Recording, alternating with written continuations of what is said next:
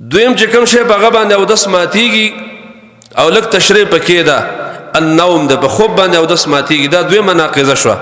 لنډه داسې یاده کوي چې د دوو لارو نه کوم شی وته په دې اودس ماتیږي یو، او په خوب باندې اودس ماتیږي دوه.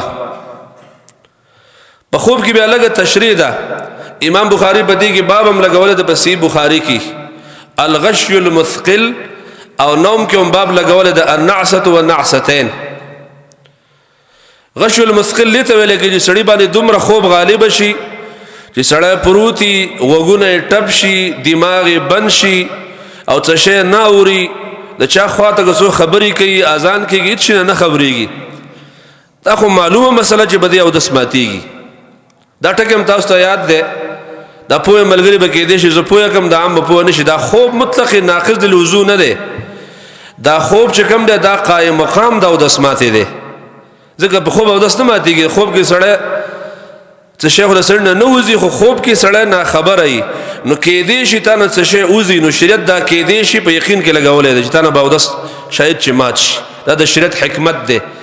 دې ته وایي خوب مزنه للحدث ده. خوب کې چې پرېوتې نو شاید چې تا نه څه شی وځي او ته به ځان نه خبر نه. نو هغه خوب چې هغه په غوږونو باندې سړی دروند شي، دماغ د سړي وده شي، سترګې موده شي، او خواته که څو خبرې اترې کوي، خندا کوي، ته د هغې نه خبرېږي، نو په داسې خوب باندې اودس ماتېږي. دلیل هغه مشهور حدیث دی. صحابه وایي موږ نبي صلی الله علیه وسلم خواته رالو، و نبی علیه السلام به د دې خبرې امر کوه موږ ته، کان یأمرنا اذا كنا سفرا او مسافرین.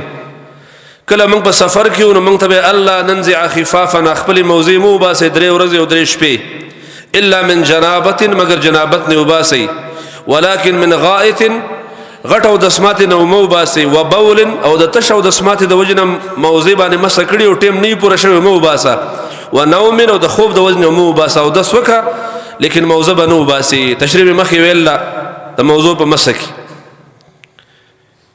نو خوب ناقض ده او داسه.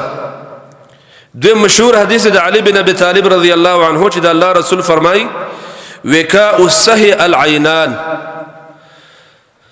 د انسان د شرمګا پړې چې کوم دی دا دوه سترګې دي، د دوه سترګو نه 2 تارونه لګېدل دي شرمګا ته، د غټ او د سمات ځای ته لګېدل دي 2 تارونه دي.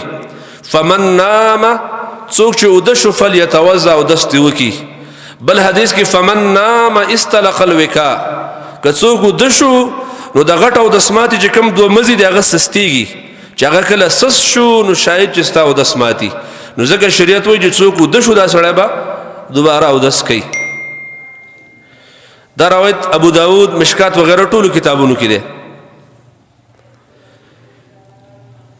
دی وجنه کتاب السنت د دلایلو دا معلومیږي چې په خوب باندې اودس ماتېږي.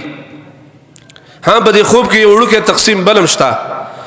یو سړی په سر باندې کله کله ستړیوال لوجې سپرکالي شان راشي، یا کله کله سړی ناست خو سترګې به پټې پټې کېږي، سر په درونې سترګې به پټي، خو خواته سړی خبرې هم اوري، تلاوت هم اوري، که اذان کېږي هغه هم اوري، که درس کېږي هغه درس هم اوري، په نیمه نیمه خبره باندې پوهېږي او په نیمه کله پوه نه شي. داسې خوب باندې اودس نه ماتېږي. د دې دلیل هغه حدیث دی.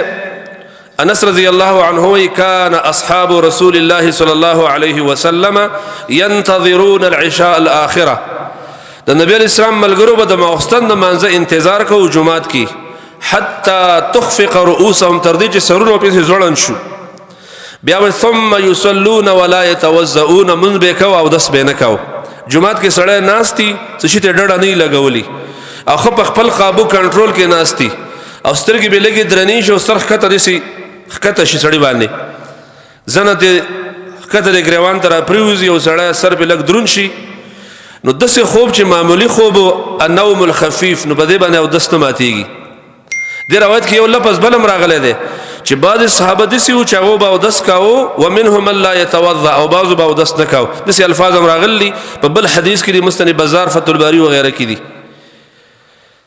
نو النوم الخفیف چې سړی ناستی او معمولي سترګې به سړي درنې شي، خبرو مبرو باندې سړی پوهېږي، زما خبرې به یادوئ، داسې ونه وایي چې مولوي صاحب ویل چې په خوب اودس نه ماتېږي. نو نوم الخفیف چې معمولي خوب داسې سترګې درنې شي، په دې اودس نه ماتېږي.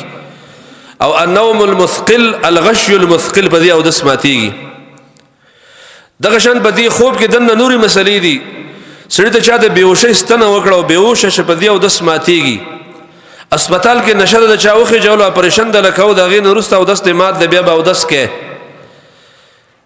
یا یو سړی دماغي تور سره است بیهوشه چې په سر باندې ولګي دو بیهوشه شه بیا یو غنټه 2-3 غنټې پس هوش کراغه مخ او دس کړو د دې سړی او دس مات ده په دې خوب کې دا مسلې وسملګری چې په دې باندې او دس ماتيږي